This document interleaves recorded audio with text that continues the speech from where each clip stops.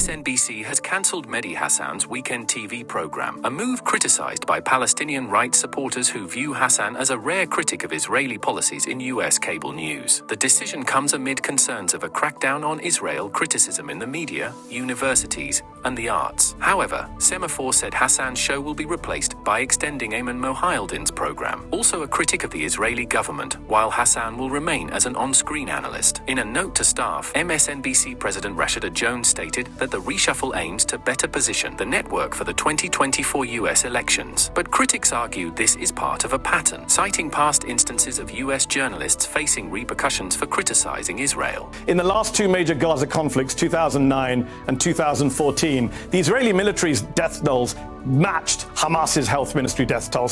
And the UN human rights groups all agree that those numbers are credible. But look, your wider point is true. Can I challenge that? Will you allow me to challenge that, please? Can I just challenge that? I'd like to challenge that. I'll try to be as brief as you are, sir. Those numbers are provided by Hamas. There's no independent verification. And secondly, more importantly, you have no idea how many of them are Hamas terrorists, combatants, and how many are civilians. Hamas would have you believe that they're all civilians, that they're all children. And here we have to say something that isn't said enough.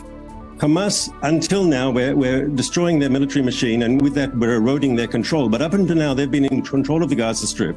And as a result, they control all the images coming out of Gaza. Have you seen one picture of a single dead Hamas terrorist in the fighting in Gaza? Not one. Is that by accident, or is that because Hamas can control the information? You asked me a question and you Gaza. said you would be brief. I haven't, you're right, but I have seen lots of children with my own lying eyes being pulled from the rubble. Because they're the pictures Hamas wants you to see. Exactly my point, because they're Mehdi. dead, they're the pictures Hamas wants. But they're also people that your government has killed. You accept that, right? You've killed children, or do you deny that? No, I do not. I do not. First of all, you don't know how those people died, those children. Oh, wow. First of all, we don't want to see a single child killed. Okay, here's my question to you, Mark. You say, I agree with you. I agree with you. We shouldn't blindly believe anything Hamas says. But why should we believe what your government says either? Your military spokesman on Monday pointed to an Arabic document in the basement of a Gaza hospital and claimed it was a Guardian list on which every terrorist writes his name. But that was false. It was just a calendar with the days of the week on it. Your colleague in the Prime Minister's office, Ophir Gendelman, posted behind-the-scenes footage from a Lebanese short film and claimed it was Palestinians in Gaza faking their own injuries. That tweet is still up a week later. That is endless disinformation from your government, is it not? I disagree, and I think on the important issues, look, I'll give you an example, Mehdi. Originally, we estimated... No, answer your question. Allow me to answer your question. I'm answering your question directly, if you'll allow me. We originally said in the atrocious Hamas attack on our people on October 7th, we had the number at 1,400 casualties.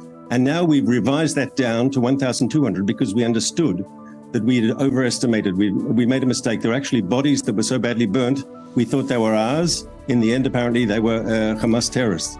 When we make a mistake, we admit it. But why does that give you permission? Why does that give you permission to accept Hamas's numbers? I don't understand. I didn't ask about Hamas numbers. I said to you that your military spokesman... you were quoting to me before Hamas numbers, Mehdi. You were quoting to me Hamas's numbers. Because the entire UN and the human rights community and the American intelligence community on Friday said they trust those numbers. But you're dodging my question, Mark. I'm not sure that's true. Why did your military spokesman on Monday point to a calendar in Arabic and say these are the names of terrorists on them? That's false. Can you accept that here and now? I'm not aware of the incident. Let's put up the image. We have the image. I don't read Arabic. It doesn't help me.